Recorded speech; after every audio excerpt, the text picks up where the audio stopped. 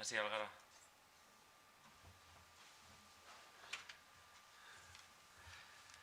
Egunon eta ongi etorri. Eskerrik asko etortzagatik aurkezpen honetara. Hasteko aurkeztuko gara, hemen baian gaudenak. Arantza Etxebarria, Bizkaiko Foru Aldundiko Euskara zuzendaritzeko euskara teknikaria. Julen Alberdi Lantik, Bizkaiko Foru Aldundiaren informatika entitateko informatikaria, eta ni Xabier, Bizkaiko Foru Aldundiko euskara zuzendaria. Jentea suposatzen dut konektatzen ari dela streaming bidez. 50 lagun inguru zaudete izena emanda aurkezpen honetara, eta egingo dugu aurkezpen laburtxo bat. Lehenengo eta behin gogorarazi zertarako gauden hemen. Euskalitek, aspalditxo, uste dut 28. edizioan gaudela, antolatzen du Europako kalitatearen astea, eta aste horretan, programazioan, idazkide, euskaraz idazteko laguntzailearen aurkezpena sartu du. Eta hain zuzen ere, horize egingo dugu, ordu bete inguruko saio laburrean azalduko dugu zer dan idazkide tresna. Streaming bidez jarraitzen ari zaretenentzat, gurekin kontaktuan edo harremanetan jartzeko modua, aurkezpenean zehar izango da, hor daukazuen helbide elektronikoa. euskara.zn@bizkaia.eus.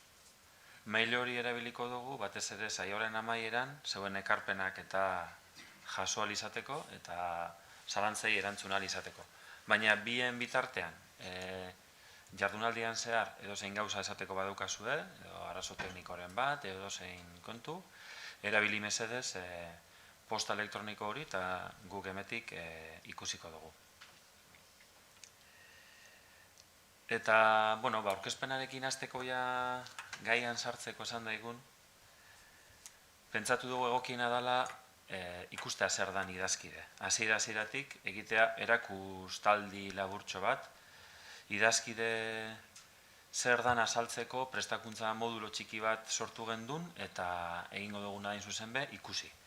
Eta bideo labur hori, aurkezpen labur hori ikusi ondoren, emango ditugu azalpenak.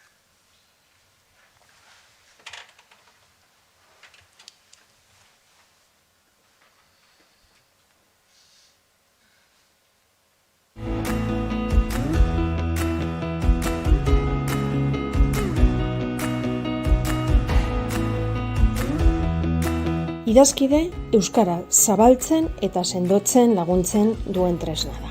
Euskara zuzendaritza nagusiak, itzulpen eta kontsulta zerbitzuak eskaintzeko tresna bat sortzea pentsatu zuen. Helburu nagusi batekin. Bizkaiko Foru Aldundiko langileen esku baliabideak jartzea, idatziz euskarazko ekoizpena handituz joan dadin, autonomiaz, lan ingurune errealean eta teknologia berriak baliatuta. Idazkide, idazteko laguntzailea da, eta hizkuntza zerbitzu biditu. Lehenengoa, testuen itzulpena da. Itzultzaile neuronalaren bidez, euskaraz idatzitako testuak gaztelaniaz ulertu direla bermatu, eta barruko mezuak euskaraz sortzen lagundu nahi da. Eta bigarrena, hizkuntza kontsultak egiteko zerbitzua da. Testuak sortzerakoan, zein testuak ulertzerakoan sortzen diren zalantzak argitzeko. Idazkide tresnaren garapen informatikoa Lantikek egin du, eta ofimatikako oinarrizko programetan txertatu du. Word, Excel, PowerPoint eta Outlook. Idazkide, euskaraz idatzitako testuak gaztelaniaz ulertu direla bermatzeko erabil dezake langileak, eta barruko mezuak euskaraz sortzen laguntzeko. Hala ere, ez da erabili behar gizartean oihartzuna izango duten testuak, aldizkari ofizialean argitaratuko direnak, eta ebazpen edo arau izaerako testuak itzultzeko. Testu horiek, itzulpen, terminologia eta hizkuntz teknologiaren atalera bidali behar dira. Gogoratu ikusi dugula zer den idazkide, zer zerbitzu daukan, zertarako erabili behar den, eta zertarako ez den erabili behar. Orain, tresnaren funtzionamendu praktikoa erakutsiko dizugu bideo baten bidez.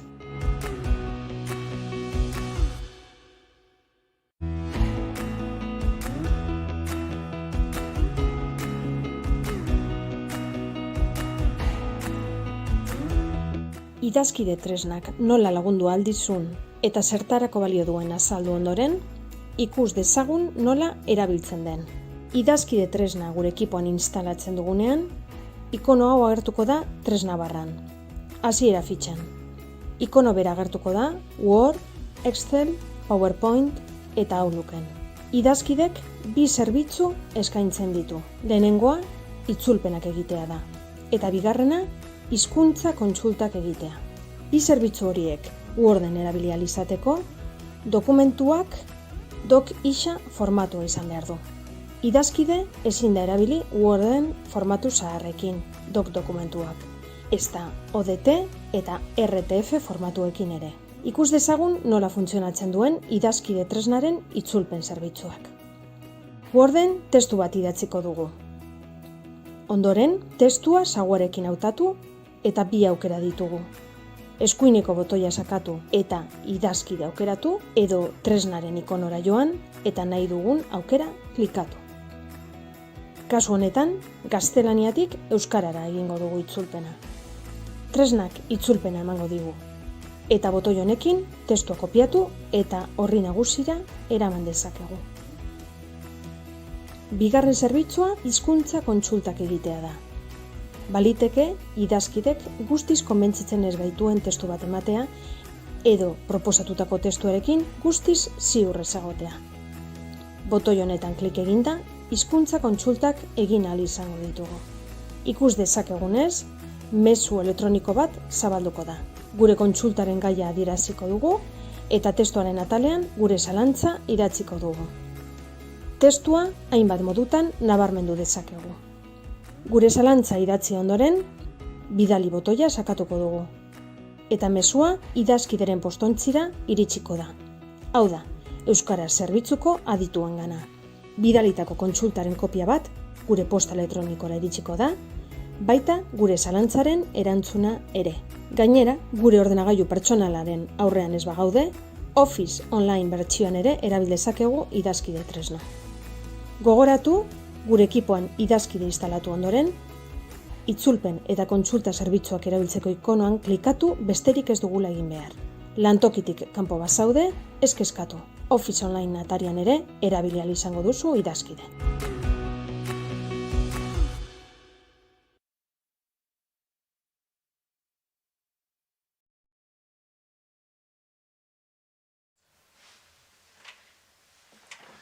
Listo. Ikusi dugu ze tresna aurkeztuko dugun orain azalduko dugu tresna horren atzean zer egondan, zelan sortu zen ideia eta noraino heldu garen. Gogorarazi berriro ere, orain konektatu zaretenei, gurekin harremanetan jartzeko badaukagula helbide elektroniko bat, euskara.zn@bizkaia.eus, hasierako diapositiban proiektatu dugu eta zerbait esan nahi baduzue bien bitartean, esan. Hasiko gara orduan idazkideren helburu nagusitik. Danok jakingo duzue euskararen presentzia handitzeko helburua, batez ere arlo idatzian, eskatzen zaienean langileei edo bultzatzen ditugunean langileak edo euskara planen bidez, helburu bezala sartzen dugunean euskara presentzia handiago izateko, kontrako faktore bat baino gehiago agertzen dira. Orduan, pentsatu genuen, kontrako faktore hori aurre egiteko interesgarria izan litekeela baliabide tresna informatiko bat garatzea. Orduan, helburua izan zen, hor agertzen den moduan, lan entorno errealean euskarak presentzia handiago izan dezan, teknologia berriak erabilita. Ez ditugu orain lege oinarriak sakonduko, baina bai Aldundiaren euskara planean bai administrazio publikoetako hizkuntza normalkuntza dekretua, esan nahi dut lege edo arau guztietan jasota dagoela idatziz euskarak presentzia handiago izan beharko lukeela eguneroko jardunean lanean. Eta, kokapen labur hori eginda, orain pasatuko gara zehaztasun gehiago ikustera. Arantza? Bai. Apurtxo bat azalduko dizuenik, zein izan den idazkide esartzeko edo zabaltzeko prozesua. Ideia berez, 2021ko urtarrilean edo sortu zen, eta orduan hasi zen, hasi ginen informatika zerbitzuarekin lankidetzan, ideia baloratzen eta teknikoki irismena zehazten. Eta garapen informatikoa egingo zuen kanpo enpresari lana esleitu genion. Hori 2021ko urtearen hasieran izan zen, eta azarorako prototipo bat sortuta geneukan. Prototipo hori balidatzeko, hautatu genituen hainbat sailetako 50 langile, eta hainbat sailetako 50 langile, eta esan genien tresna probatzeko eta ekarpenak egiteko. Proba fase horren ostean, haien ekarpenak ikusita, inkesta pasatu genien, eta ondorio guztiak gure tresnan txertatu ondoren, 2022ko urtearen hasieran erabaki genuen tresna esartzea. Esartzen hastea Aldundian eta sistema guztietan integratzea. Horretarako saile hasi ginen instalazioa egiten, eta ikusita ondo ez genuen eukala arazorik eta ondo instalatzen genuela, eta martxa onak ere generamala, erabaki genuen tresna horren zabalkunde egitea, hau da, gizarteratzea, eta prentsaurreko baten bidez gizarteratu genuen tresna. Eta horren ostean, hainbat interes taldek edo, interesa agertu zuten, eta haiek ere instalatzeko eskatu ziguten, baina guk lehen etxe genuen, lehenengo etxe barruan instalatzea. Orduan jarraitu genuen, eta ekainaren amaierarako Aldundi osoko sail guztietan instalatuta geneukan, hau da, 3.000 lanpostu ingurutan, 3.000 gutxi gora bera, instalatu genuen. Horren ostean, uda ostean, baloratu, gogoeta bat egin genuen, pentsatzeko ea hurrengo pausua zein izango zen, eta hainbat interes talde edo aztertu genituen, baina azkenean erabaki genuen, hastea foru entitateetatik, zabalkunde hori. Eta horretarako, beren beregiko garapen bat egin zuten informatika sailekoek, informatiko zerbitzukoek, tresna bere horretan ezin zalako garatu Aldunditik kanpo. Eta urrian hasi gara instalazio hori egiten foru entitateetan, eta informatika zerbitzuan lantiken instalatuta dago. Eta jarraituko dugu datozen hilabeteetan, gainerako foru entitateetan ere instalatzen. Batzuek ja eskatu digute, Interbiak, Bizkaikoa, Batzar Nagusiek eta eskatu digute instalazioa egiteko, orduan horretan ibiliko gara. Horrekin batera oso garrantzitsua zen guretzat jakitea, etxe barruko langileek ze balorazio egiten zuten, eta aurreko astean inkesta bidali genuen Aldundi osora, eta inkesta oraindik irekita dago, gero komentatuko dizue zenbaitza daukagun momentuz, baina ebaluatzen ari gara etxe barruan ere.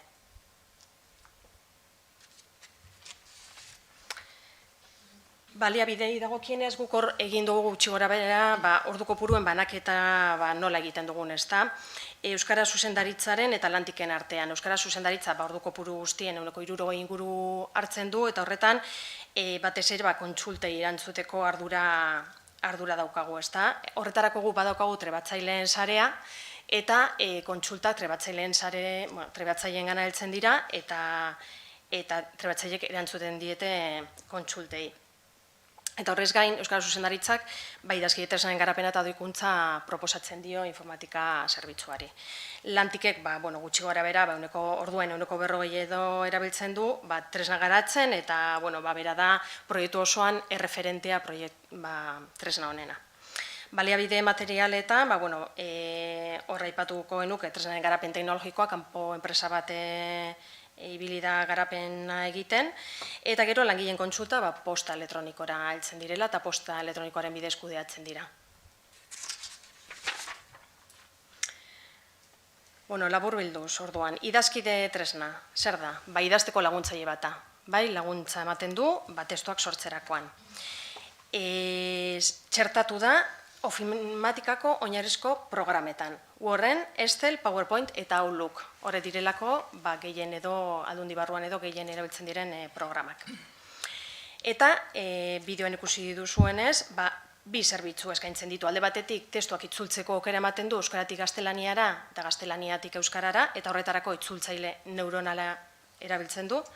Eta beste alde batetik, hizkuntza kontsultak egiteko aukera ematen du, sortzen diren zalantzak argitzeko. Horretarako, esan dugu moduan, trebatzaileen sare bat daukagu, eta une honetan 9 trebatzaile ditugu aldundian, eta trebatzaile bakoitza dago sail bati atxikita. Orduan, sail bakoitzeko kontsultak heltzen zaizkio trebatzaile bati. Eta trebatzaile horrek erantzuten die kontsultei. Horrela daukagu antolatuta.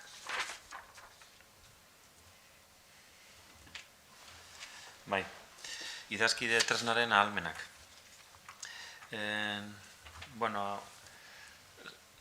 Ze bertute dauka idazkide tresnak, ez? Maila praktikoan esan da, zertan hobetzen du, zertan laguntzen du euskarak presentzia handiago izateko eguneroko lanean? 3 ezaugarri nagusi ditu. Bata da, tresnaren bidez itzultzen dena ez dela inon gordetzen. Eta hori oso garrantzitsua da. Adibidez, gure Bizkaiko Foru Aldundian, entorno errealean gestionatzen ditugu ogasunari lotutako prozesuak edo gizarte ekintzari lotutako prozesuak edo beste batzuk. Baina, bi horietan gutxienez, datu personalen babesak garrantzia handia dauka. Orduan, hori baldintza bat izango litzateke. Orduan, existitzen dira, tresnak dituen bi zerbitzuetatik itzulpenarena, existitzen da itzulpen zerbitzua interneten, tresna bat baino gehiago dago. Baina ezin dugu ziurtatu tresna horietan bilatzen duguna, edo etxetik, lan entorno errealetik ateratzen ditugun testuekin zer gertatzen den. Tresna honekin bermatuta dago. Eta hori izan baldintzetako bat. Bigarrena da erraztasuna. Guk instalatuta daukagu Officeko garapen guztietan, baina asmoa esan Officean instalatzea. Asmoa zen testua idazten den aplikazio informatikoetan txertatzea. Gure kasuan aldundian, egin genduen ikerketaren arabera, Office bidez sortzen dira testu gehienak, baina aldundiak ukiko balu tresna berezi bat testuak prozesatzeko, hor ere esartzeko eskatuko geunke. Orduan, langileak ezin dira ibili entorno errealean lanean ari diren entornotik irten, nonbait itzulpen eskaera bat egin, edo itzulpen tresna bat erabili, edo kontsulta bat egin tresnatik, idazten ari diren entornotik kanpo, eta aldi berean euskaraz lan egin. Orduan, nahi badugu benetan euskarak presentzia handiagoa izateko, tresna barruan, idazten ari diren entornoaren barruan txertatu behar da garatutako tresna. Eta hirugarrena, eta berra da garrantzitsuena da, eta da, askotan euskararen sustapenean lanean ari garenak konturatzen gara, langilei eskatzen zaienean, haien eguneroko lanean, euskaraz gehiago sortzeko, euskararen presentzia handitzeko, sortzen ari garena da apur bat desoreka bat, ezta? Onartu behar dugu, lankarga bat eskatzen ari garela, izan ere, lan entorno gehienetan ez da gertatuko euskara hutsez lanean hasiko direla, ez. Gertatuko dena da, gaztelaniaz lan egiteaz gain, euskaraz ere lan egin beharko dutela. Beraz, lankarga hori badagoela onartu behar dugu. Baina ez hori bakarrik, langileek naiz eta gaitasun maila bat egiaztatuta uki, ez daukate ohitura euskaraz lan egiteko lan entorno errealean. Ez daukate askotan ziurtasunik, zalantzak dituzte, edo kasuren baten ez daukate gaitasun nahikorik, ez daukate ezagutza nahikorik. Orduan, faktore horiek jokatzen dute kontra. Euskara gehiago erabiltzaren kontra, entorno errealetan. Orduan, tresna hau dator, aldan neurrian, faktore horiek minimizatzera. Baina badakigu tresnak, itzultzaile automatiko bat integratuta lan entorno errealean segurtasun baldintza guztiak bete, eta horrek ez duela oso osorik gaindituko edo ez ditu neutralizatuko edo zela maite esateko kontrako faktore horiek. Hala, tresna ez da euneko unean zehatza, fidagarria, eta naiz eta itzultzaile automatikoak erabilik, zalantzak agertzen dira, testuetan, itzulitako testuetan. Eta horretarako ezarri dugu kontsulta zerbitzu bat tresnan bertan. Orduan, tresnaren bidez itzuli ezin dena, edozein norabideetan, gaztelanetik euskerara edo euskeratik gaztelaniara, itzulitako testuarekin zalantzaren bat sortzen bada, kontsulta zerbitzuri sortuta daukagu. Eta listo, guazen aurrera.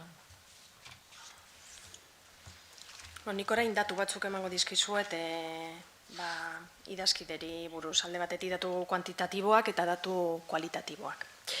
Datu kuantitatiboetan, lehen komentatu dizuet, Aldundi osoan instalatuta dagoela eta Lantik informatika entitatean ere. Orduan guztira, gaur egun, 3.900 langile baino gehiago daukate tresna instalatuta. Eta irailean, badakigu, 655.000 itzulpen eskaera egin zirela idazkide tresna erabiliz, itzultzaile neuronalera. Eta kontsulta zerbitzuan, instalazio egin denetik, 400 kontsulta inguru jaso ditugu. Horrek datu kuantitatiboak. Datu kualitatiboak behin-behinekoak dira, ze oraindik inkesta irekita daukagu, eta oraindik datuak ez dira esanguratsuak, baina datu hauek aurreko astekoak dira, baina 155 langileke erantzun ondoren, tresnaren baliagarritasunari 8,80 ematen zioten, itzulpen zerbitzuari 8,88, kontsulta zerbitzuari 8,25, eta oro har balorazioa zen 8,88koa. Galderetako bat da, ea ze hobekuntza proposamen edo egiten dituzten, eta batzuk arlo teknologikoari dagozkio, adibidez, lehen komentatu dugu, bideoan ikusi duzu, dokisa formatuan bakarrik erabiltzeko moduan dagoela horren, eta askok eskatzen dute adibidez, RTF formatuan erabili ahal izatea, Aldundian asko erabiltzen delako formatu hori, edo beste batzuk eskatzen, esaten dute itzultzaile neuronala erabiltzen dutenean, hainbat gauza agertzen zizkiela, adibidez itzulpen zalantzagarriak, edo gaztelaniaz ez dela generoa kontuan hartzen, eta horrelakoak ez da, baina datu hauek esan dizuet behin-behinekoak direla, eta oraindik inkesta irekita daukagula.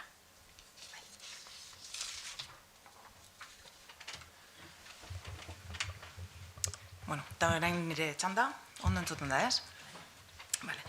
Ni Lantikeko proiektuaren arduradun moduan, etorren azaltzera pixka bat teknikoki zertan datzan, ez? Asuntonek. Ez dut esango ezer barririk nik uste zuentzako izango dela birpasaketa bat, eta pixka bat teknikoki oso barnera sartu barik, salduko dut, ez? Orduan, lehenengo eta behin, esan guk orain daukagun instalazioa intraneten dagoela, hau da, bakarrik Aldundia edo foru entitateak erabiltzeko dago, ez? Eurentzako eskuragarri. Lehenengo diapositiba honetan azaltzen dudana da, batez ere Aldundian dagoena, Aldundian esarrita dagoena. Eta honek daukaz, kontsultak egiteko aukera. Zelan kalkulatzen dugu kontsultak egin lehik ezela? Aplikazio bat daukagu, barne aplikazio bat, non jartzen den esleituta dagoela sail horreri edo foru entitate horrei dagokiola, edo jagokola, trebatzaile bat, orduan kontsulta egiteko aukera dago, ez? Eta hemen iztakit ikusten den, hau agertuko litzateke, bakarrik kasu horretarako. Bai Aldundian edo foru entitate horrek trebatzaile bat esleituta daukan edo ez. Beste teknikoki apur bat gehiago esateko, ez? Bakarrik dagoela EFIS 365 eskuragarri, baina Aldundian eta foru entitateetan hori daukagunez, ez dago arazorik. Windows 7 edo gehiagoko bertsioak behar direla, eta Internet Explorer naiz eta zaharkituta egun, guk oraindik erabiltzen dugunez, Internet Explorer eta Edge erabili beharko gonkez. Gero bideoan bebai komentatu da, Arantzak bebai esan dau, bakarrik doc isa, isa ls isa eta ppt isa erabiltzen da, edo bertan bakarrik jarri lehik idazkide. Eta guk Aldundian egin dugun instalazioa da instalazio zentralizatua. Lehenengotan hasi ginen beste modu batera instalatzen, baina gero ikusi gendun Microsoften laguntzagaz, badekogula instalazio zentralizatioa egiteko aukera. Modu horretan, parke osoari, edo aldundi osoari aldeako egin batera.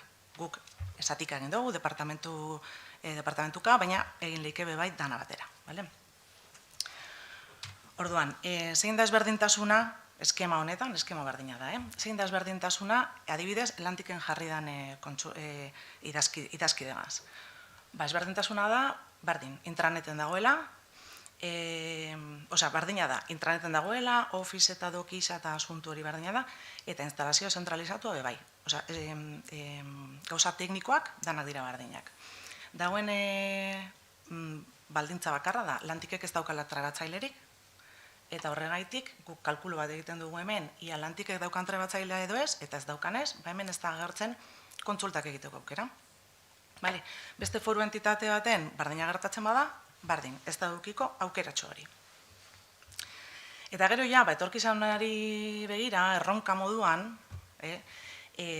daukagu erronka da. Orduan, zer da, hiritar guztiak erabili ahal izateko tresna. Horretarako baldintzak berdinak dira, hiritarrak bere ekipoan Office 365 eduki beharko da, Windows 7 gehiago eta etx, eta baldintza honeko bai, eta gure esku gelditzen da, bai interneten instalatzea, eta instalazioa Office dentatik egitea. Hau da, ez genduke egingo guk zentralizatua jakindan hortzuk diren, baizik eta bakoitzak Officeko dendara joan eta instalatu beharko leuke. Eta nik uste dut ez daukagula besterik teknikoki, ez dakit.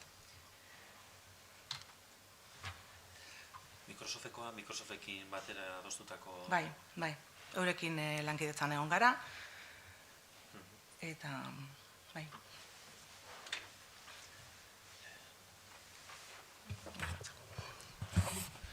Eta orain tresnaren deskribapena egin ondoren, ben pantailan agertzen den helbide elektronikoa da gurekin streaming bidez jarraitzen ari zaretenek, gurekin harremanetan jartzeko bidea. Orduan, eskatzen dizuet parte hartzeko, zalantzak eta kontsultak egiteko, edo bestela zeuen iritzia konpartitzeko, zer iruditu zaizuen tresna, edo nahi duzuen kontsiderazio edo iritzi emateko. Errepikatuko du berriro, euskara.zn@bizkaia.eus. Eta areto honetan zaudetenei bardin, galderak egin, kontsultak, iritziak, orain asmoa daukagu hori zeuei jardunaldian zaudetenei hitza emateko eta aurkezpena osatzeko zeuekin batera.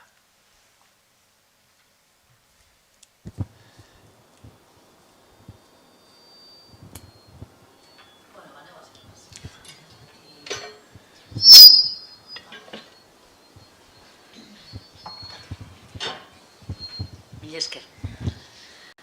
Epa, egunon, Ainhoa naz, aldundiko trebatzaileetako bat, eta, niri nagoen tokize edo zaile da berdintasun zaila, zuzendaritza. Eta, basateko beste barik, oso ondo azaldu dabe moduan, langile guztizek erabiltzen dabela, euren egunerokoan gainera, bai txostenak, bai bestelako idazkizek egiteko eta oso erabilgarria dela, oso erraza eta oso pozik dauzela horregaz. Komentatu dabena, teknikarizek da apurtxo bete gainetik arantzak azaldu dabena eta da askotan itzulpena emoten danien, itzulpen horretan amata bengo.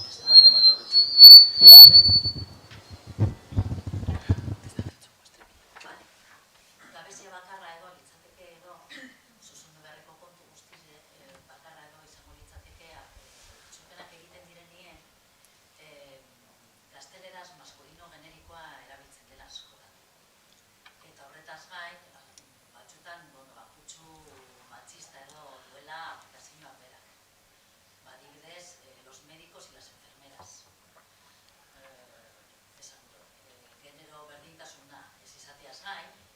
Gutxu matxista du, ezta? Orduan hori agian kontuan hartu beharrekoa izango litzatekeela. Hori da pizka bat beraiek batez be komentatzen dutena. Bestela, gainontzekoetan oso tresna erabilgarria, oso erraza eta oso praktikoa.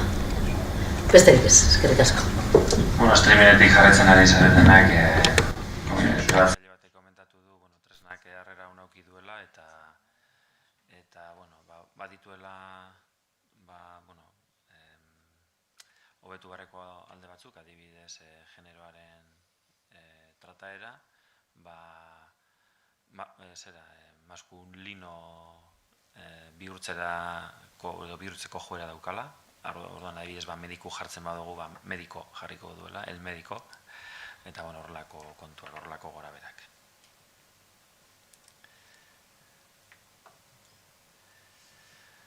Beste ekarpenen bat. Gogoratzen dizuet, hori korreo elektroniko bidez egin behar duzuela, streaming bidez jarraitzen ari zaretenak, kontsultak egin behar dituzue pantailan agertzen den helbide elektronikoaren bidez, euskara.zn@bizkaia.eus. Ni galdera bat daukat.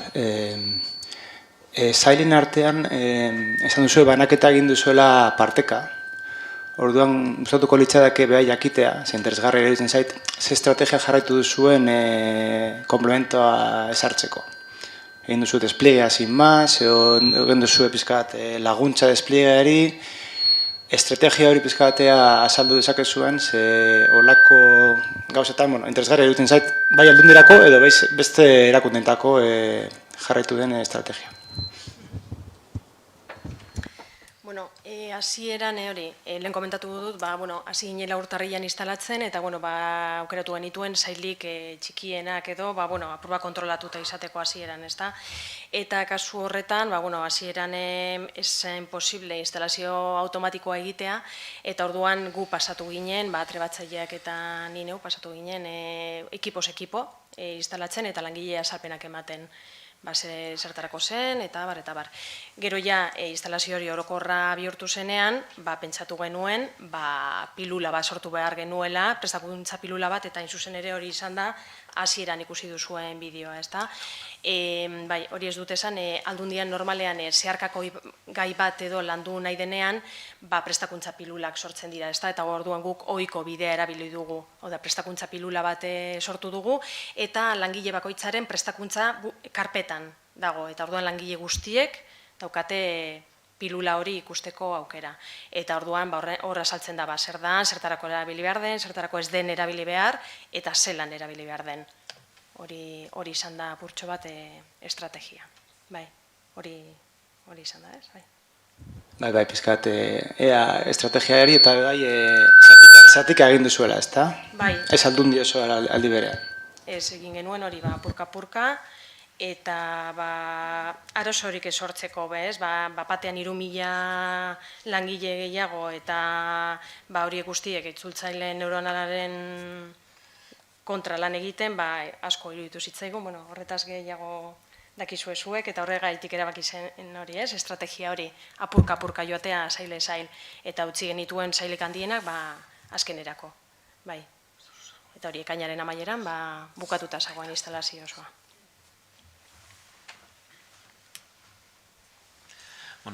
Heldu da mesuren bat, zorion mesuren bat, kasu honetan Osakidetzatik, agur bat Osakidetzako guztiei. Hori animatzen zaituztet, ekarpen gehiago badaukazu egiteko streamen bidez, pantailan agertzen den helbide horretara egiteko. Igual komentatuko dugu labur-labur, kontsultak edo tortzen diren bitartean, itzultzaile automatikoa esaten dugunean, zehazki ze itzultzaile erabiltzen ari garen, eta nondik lortu dugun. Itzultzaile neuronala Eusko Jaurlaritzaren proiektu bada, eta guk lantiken partetik ukidugu egieko arduraduna den laguntza, eta oso laguntza ona gainera, berarekin adostu dugu gauza pilo bat, zelan apia berak bialdu dozku, bai kontsultak zenbat egin diran, bebai bermatzen dela segurtasuna eta guzti hori euren esku dago eta eurek adostu dugu guzti hori. Nik nire partetik eskerrak emon nahi dutze da, egiako pertsona horreri gutxienez, eta suposatzen dut Eusko Jaurlaritzako zerbitzu osoari emondabelako bebai aukera hau, danok erabiltzeko.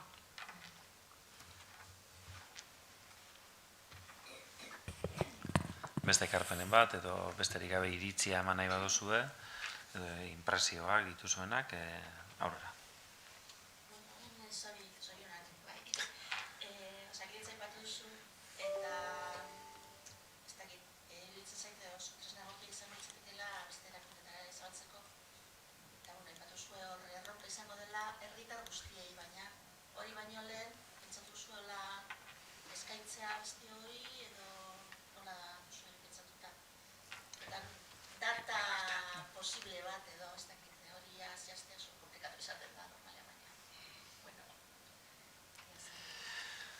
Hasieratik proiektua martxan jarri gendunetik, galdetu dau, hemen bertan ez duzun ez mikrofonorik euki, igual ez dut entzun.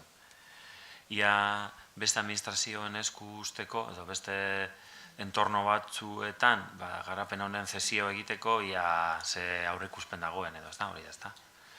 Tresna sortu gendunean, hasieran, helburu moduan ipini gendun,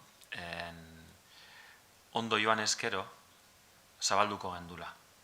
Eta, jardunaldi honetan egiten gabizen aurkezpena, zuzen da, zabalkunde horren zati bat, ezta? Eta honetaz aparte, interesa erakutsi dabe formalki, egitzienez, Gipuzkoako Foru Aldundiak, Arabako Foru Aldundiak, Barakaldoko udalak, haiekin aurkezpen txikiak egin ditugu. Zailtasuna zesio egiteko uste dut gehiago dela teknologikoa, gitzienez itzulpen zerbitzua instalatzea. Gero, kontsulta zerbitzua atzean personak daudenez, guk eskatzen duguna da, orain, aprobatu lertzeko, ez da? Bizkaiko Foru Aldundiaz gain, aldundiari lotutako entitate batzuk daude. Ez daude gure strukturan sartuta, baina aldundiarenak dira. Adibidez, Basalan, museoen entitate informatikoa. Orduan, hor zesio, instalazio egiteko eskatzen zaiena entitatei da, haiei resolbitzea kontsultaren atala. Orduan, behar duguna da, norbait, edo pertsona bat, edo egitura bat, kontsulta horiei modu pertsonalizatuan erantzuteko. Guk ez ditugu kontsulta personalizatu horiek erantzungo beste entitate batentzat.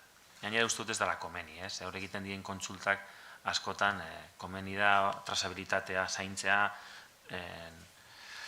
Orduan, printzipioz gure helburua zan, aldan neurrian edatzea.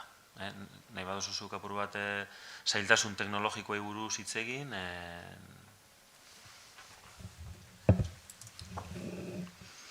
Bai, zuk esan duzun moduan, azkenengo aurkezpen honetan, ikusten da zelan gure erronka da internetera eroatea, kanpora eroatea, eta bai, jarri dut bakarrik hiritarrak. Baina bai, izango litzatekela edozein entitatek bai hartzeko aukera. Horretarako, zailtasuna lehenengo eta behin, da interneten jarri behar dugula, momentu honetan interneten daukagu, modu kontrolatu hauan, orduan internetera eroatea bai, segurtasun aldetik eta ikusi behar da pizka bat ez dagoela arazorik. Eta gero, bebai, ofizeko dendan jarri alizateko, Microsoft-egaz egon beharko gineateke, eta euren baldintza teknikoak bete, oraindik ez gara egon holan oso modu, barneko moduan edo oso modu teknikoan eurekaz, eta orduan agian egongo da baldintza teknikoren bat, eta hori osotu beharko ganke. Gero beste zailtasun bat izan lehike, entitate horretan edo etxean bakoitzak daukan Office-a edo Windows-a, ez dala aproposa, esan duguna ditik, Office 365 behar dugu, eta Windows 7 edo gehiago. Hori batez ere etxean bakoitzak eguneratuta eduki behar da gauzak edo bertsio onak, eta entitate baten errezagoa izango da. Seguruenik osakidetza baten edo zein entitate publikotan errezagoa izango da baldintza honek betetzea. Etorre dira kontsulta bi. eta ia, labur erantzuteko. Bata da, ia aztertu dugun zen norabidetan erabiltzen den gehiago tresna. Euskaratik gaztelanera edo gaztelaniatik euskarara, eta ia ze irakurketa egiten dugun. Eta euskara ez dakitenek tresna honen bidez, ia laguntzen dien, euskaraz ere, gitxienez, lan egin ari izateko entitateak. Ez daukago aztertuta zen norabidetan egiten den itzupen gehien. Ez dakit, igual kontsultatu aldugu, hori ez dugu. Edo nola ere honek zerikusia dauka tresnaren erabilerarekin. Eta, interpretazio bat da, eta hori da interesatzen zaigun interpretazioetako bat da, tresna hau instalatzen baden entitate osoan, posible da euskara hutsez lan egitea. Hau da, ni zuzendari moduan, datorren astean, ez dakit, ekitaldi bat dalata, bidaltzen badi, langile guztiei euskara hutsezko mezu bat, jakina espen formal bat, guzti daukate hor luken mesua irekitzen denean, bakarrekin menuten aukeratu eta itzuli. Eta orduan, testua ulertu alizateko beste hizkuntza batean, euskaratik gaztelania edo gaztelaniatik euskarara oso baliagarria da. Akatz batzuk egiten ditu, baina ulergarritasuna bermatzeko oso ona da. Orduan, tresna honek irekitzen ditu, orain arte eduki ez ditugun ate batzuk, ez? Badakigu plantilla osoa entitateetan ez dela elebiduna, eta ez dela izango, epe laburrean. Eta epertainan, berba da egoera antzekoa izango da. Orduan, euskaraz lan egin nahi duten horientzat da baliagarria. Baina bai gertatu dira gauza bitxiak, ez? Adibidez, Bizkaiko Foru Aldundiak badauka artxibo historikoa, eta bertako langileren bat ez da euskalduna, baina jasotzen ditu eskaera asko kanpotik artxiboko eskaerak, ez? Edo aspaldiko artxiboak, edo gerra garaikoak, eta tortzen dira unibertsitateetatik, eta euskara hutsez, asko. Tresna honen bidez, zerbitzu horretan ez eta plantilla osa euskaldunez izan, aukera daukate eskaera ulertzeko, eta gero erantzuteko. Orduan, hori ze. Hori, zera. Eta gero, euskaraz ez dakitenek, tresnak aukera ematen du euskarari jakin gabe, euskarazko testua sortzeko, gaztelaniazko batetik abiatuta, baina guk jartzen dugun baldintza da, sortzen den testua, euskaratik erderara izan, edo gaztelaniatik euskarara izan, testu horren erantzunkizuna langilearena da. Ezagutza minimoa eduki behar du, hizkuntza bietako batean jartzen ari dena, benetan ala dela ziurtatzeko. Testu bien arteko baliokidetza dagoela. Kontsulta zerbitzua dago horretan laguntzeko, baina, elebakarrentzat ez da, ez dugu aurrikusi behintzat. Eta bigarren kontsulta da, etorri zaigu Bizkaiko udal batetik eskakizuna Bizkaiko udal guztietan instalatzeko. Eta, honen inguruan, eukigen duen batzar bat, Barrakaldoko udalarekin, lantikekoak egon zinetan. Eta zailtasuna batez ere teknologikoa da. Komentatu den bezala Office 365 eta Windows 7 eta udala askotan berzio horiek baino zaharragoak dituzte. Orduan hori oztopo bat da. Teknologia, aurrerapen teknologikoa edo aurrerapen teknologikoaren falta kontrako faktore bat da. Baina bestela zesioa edo zabalkundea egiten dugunean jakina, gainera gu Bizkaiko Foru Aldundia izan da, zabalkundea Bizkaitik egingo balitzu udaletatik, ezin hobeto, ez? Ez du baterik izten, baina, bai, Bizkaiaren esku horako tresna bat ustea interesgarria dela uste dugu.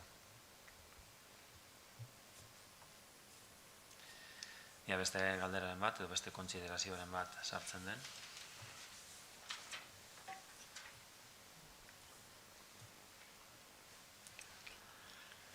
Aprobetxatuko dut, izena eman duzuenen artean, streaming bidez, uste dut, informatikarloko batzuk ere basaudetela. Orduan, aurkezpen honetan ez dugu eman zehaztasun teknologiko ikaragarririk. Baina nahi baduzue, norbaitek nahi badu zehaztasun gehiago, eskatu aldozu informazioa, informazio zehatzagoa, jardunaldi hau amaitu ondoren, irekita gauden nahi duzuen informazioa emateko.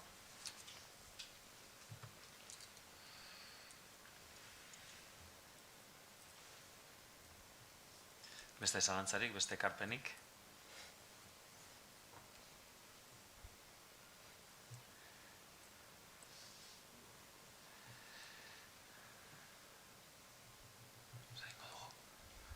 Hemen itziko dugu orduan? Azken aukera daukazue... Gero ez daukagunez, txat zerbitzurik streamingen bidez jarraitzen ari zaretenekin harremanetan jartzeko, hori ez, bide bakarra korreo elektroniko hori erabilita da. Norbait zerbait kontsultatu edo esateko badauka. Komentatu daen arazori generoena, ikusita zeren kontra doan itzulpen neuronal hau oso zaila da konpontzea. Atzean dagoen itzultzailea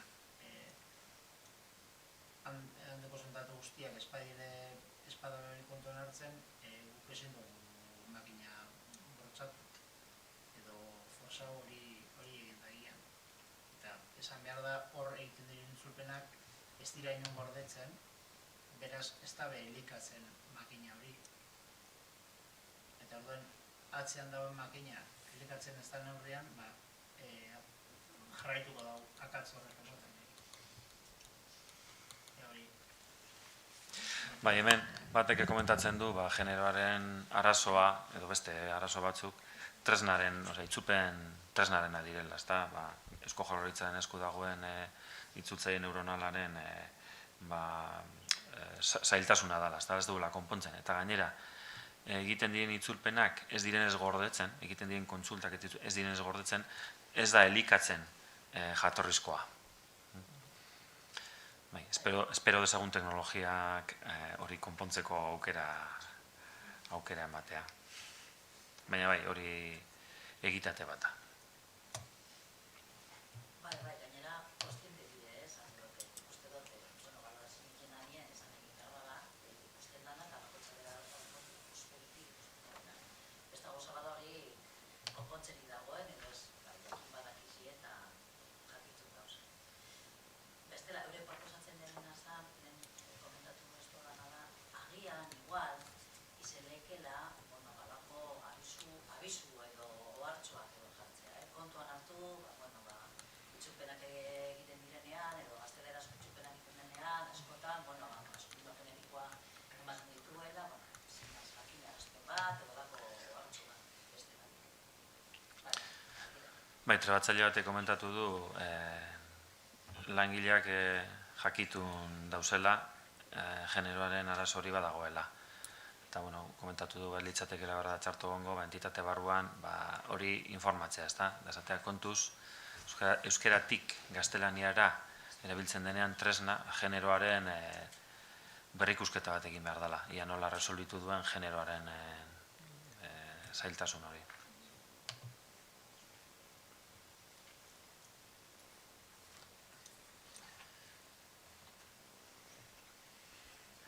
Ez badago beste kontsultarik, 50 minutu inguru daramatzagu hemen utziko dugu. Berriz ere, eskaini gure laguntza, tresna honen inguruko informazio zehatzagoa eukiteko, edo beste erakustaldi pertsonalizatuago bat nahi baduzue, edo ezaugarri tekniko gehiago, izaera, arlo informatikotik jardunaldi hau jarraitzen ari zaretenentzat, zehaztasun gehiago behar badituzue, gure ateak irekita daude nahi dan informazioa emateko. Ez dakit besterik zuzeraztu zaigun, edo...